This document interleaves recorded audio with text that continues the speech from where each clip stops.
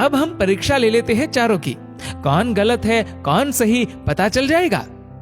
दूसरे दिन शाम के वक्त पत्नी बाल बिखरा अपनी साड़ी का पल्लू फाड़कर और चेहरे पर 1-2 नाखून के निशान मारकर आंगन में बैठ गई और पतिदेव को अंदर कमरे में छिपा दिया। बड़ा बेटा आया, पूछा मम्मी क्या हुआ? जवाब दिया तुम्हारे पापा ने मारा है। पहला बेटा बोला बुढ़ा सठिया गया है क्या? कहाँ है बुलाओ। मम्मी ने कहा वो घर पर नहीं है, बाहर गए हैं। पहला बेटा बोला आए तो मुझे बुला लेना, मैं कमरे में हूँ, मेरा खाना निकाल दो, मुझे भूख लगी है। ये कहकर कमरे में चला गया। दूसरा बेटा आया, पूछा तो मम्मी ने वही जवाब दिया। दूसरा बेटा बोला क्या पगला गए हैं इस बुढ़ापे में? उनसे कहना चुपचाप अपनी बची कुची जिंदगी गुजार ले। आए तो मुझे बुला लेना और मैं खाना खाकर आया हूँ, सोना है मुझे। अगर आए तो मुझे अभी मत जगाना, सुबह खबर लेता हूँ उनकी। ये कहकर वो भी अपने कमरे में चला गया। तीसरा बेटा आया, वजह पता चलते ही वो तो आग बबूला हो गया। इस बुढ़ापे में अपनी औलादों के हाथ से जूते खाने वाले काम कर रहे हैं। इस बेटे ने तो मर्यादा की सारी हदें पार कर दी। ये कहकर अपने कमरे में चला गया। मिश्रा जी अंदर बैठे बैठे सारी बातें सुन रहे थे। ऐसा लग रहा था कि जैसे उनके पैरों के नीचे से जमीन खिसक गई हो और उनके आंसू नहीं रुक रहे थे। किस तरह इन बच्चों के लिए दिन रात मेहनत करके इन्हें पाला पोसा, बड़ा आदमी बनाया, जिनकी तमाम गलतियों को मैंने नजरअंदाज करके आगे बढ़ाया, और ये ऐसा बर्ताव अब तो बर्दाश्त ही नहीं हो रहा। इतने में चौथा बेटा घर में ओम ओम ओम करते हुए अंदर आया।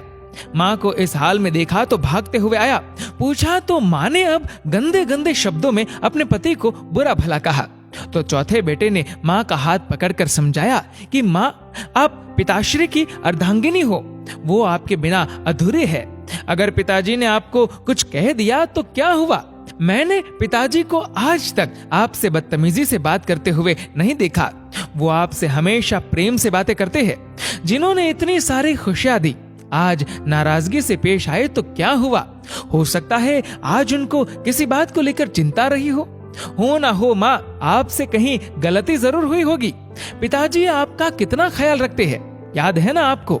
6 साल पहले जब आपका स्वास्थ्य ठीक नहीं था तो पिताजी ने कितने दिनों तक आपकी सेवा की थी। वही भोजन बनाते थे, घर का सारा काम करते थे, कपड़े धोते थे। तब आपने फोन करके मुझे सूचना दी थी कि मैं संसार की सबसे भाग्यशाली औरत हूँ। तुम्हारे पिताजी मेरा बहुत ख्याल रखते हैं। इतना सुनते ही माँ बेटे को गले लगाकर फफक फफक कर रोने लगी। मिश्रा जी आंखों में आंसू लिए सामने खड़े थे। अब बताइए क्या कहेंगे आप मेरे फैसले पर? पत्नी ने मिश्रा जी से पूछा। मिश्रा जी ने तुरंत अपने बेटे को गले लगा लिया। मिश्रा जी की धर्म पत्नी ने कहा, ये शिक्षा इंग्लिश मीडियम स्कूलों में नहीं दी जाती। ये शिक्षा तो परिवार के व्यवहार व संस्कारों से मिलती है। अब मिश्रा जी को एहसास हुआ, जिन बच्चों पर लाखों खर्च करके डिग्रियां दिलाई, वे सब तो नकली निकले।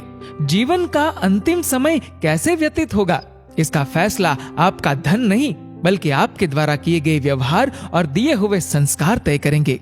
दोस्तों, इस वीडियो को लेकर आपकी क्या राय है, नीचे कमेंट करके जरूर बताएगा। और अगर आपको वीडियो अच्छा लगा हो तो इस वीडियो को लाइक करेगा, शेयर करेगा ज्यादा से ज्यादा लोगों तक, और ऐसे ही और भी इंस्पिरेशनल वीडियोस के लिए सब्सक्राइब करें हमारे यूट्यूब चैनल को और फेसबुक पर फॉलो करें हमारे पेज को।